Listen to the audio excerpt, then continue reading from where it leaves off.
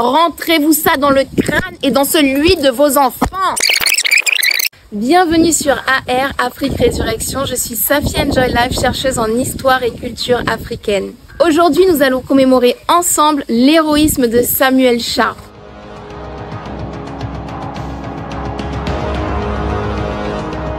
Alors Samuel Sharp, c'est un Africain qui est né captif sur l'île de la Jamaïque. Samuel Sharp était un enfant extrêmement brillant, à tel point qu'il a appris à lire tout seul, on ne sait pas comment, puisque bien évidemment, il n'allait pas à l'école, mais au champ pour le travail forcé. Pendant très longtemps, il garde secret sa faculté de lire, puisque les esclavagistes avaient interdit aux Africains d'apprendre à lire pour la bonne raison que la vérité est dans les livres, les amis. Finalement, le maître de Samuel Sharp finit par le découvrir et il le prend très bien parce que ça le soulage. Effectivement, l'esclavage allait de pair avec l'évangélisation. Donc tous les dimanches, c'est lui, le maître de Samuel Sharp, qui devait faire la messe à tous ses esclaves. Vous comprenez que passer ces dimanches au milieu des Africains, ça ne l'enchantait pas. Donc grâce au fait que Samuel Sharp savait lire, eh bien il a pu déléguer cette tâche. Il va être si efficace que finalement Samuel Sharp va être loué à d'autres plantations pour donner le prêche un peu partout sur l'île de la Jamaïque. Du coup, il va concevoir le plan très ingénieux de se servir du prétexte des prêches où il se déplace sur l'île pour pouvoir préparer en secret une grève générale. Il sait que le mois de décembre est stratégique pour entreprendre une grève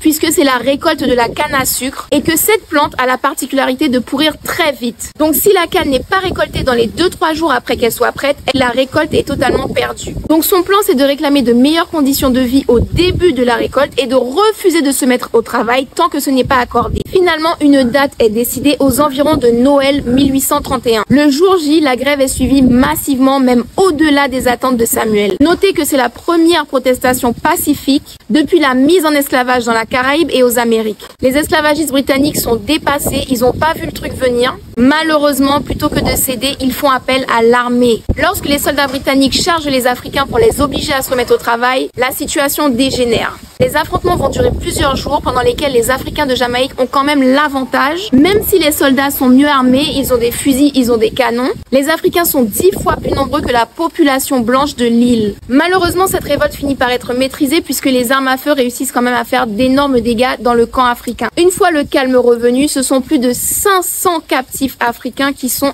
exécutés en représailles. Samuel Sharp, qui est le commanditaire de cette grève et l'un des principaux meneurs de la révolte, est capturé, torturé et finalement pendu en 1832.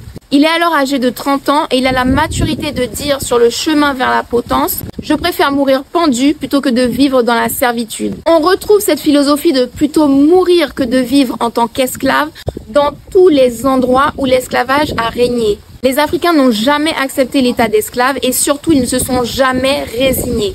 Alors attention à ne pas interpréter cette révolte maîtrisée comme un échec. Je vais le redire à chaque fois, mais c'est chaque révolte, aussi courte soit-elle, qui en s'accumulant avec toutes les autres a fini par provoquer la fin de l'esclavage physique. D'ailleurs, moins de 2 ans après la grève de Samuel Sharp qui a tourné en révolte, l'abolition de l'esclavage est proclamée à la Jamaïque. Du coup, Samuel Sharp est reconnu à la Jamaïque comme un héros national. Ça veut dire qu'il a son portrait sur les billets de banque. Il y a de nombreuses statues de lui sur toute l'île. Il y a des bâtiments et des rues qui portent son nom, mais surtout, il est étudié à l'école depuis un très jeune âge. Pour conclure, il y a selon moi 2 choses à retenir de cette histoire. La première, c'est que les mouvements pacifiques, ça fonctionne peut-être lorsqu'on veut rester dans le système de l'oppresseur et qu'on réclame des miettes de ce qu'il mange à table. Mais lorsqu'on veut sa liberté, c'est-à-dire sa véritable table et son véritable festin, les protestations pacifiques ne suffisent pas. Je vous le garantis, ce ne sont pas des hashtags, des photos de profil, des marches et des pétitions qui vont nous émanciper.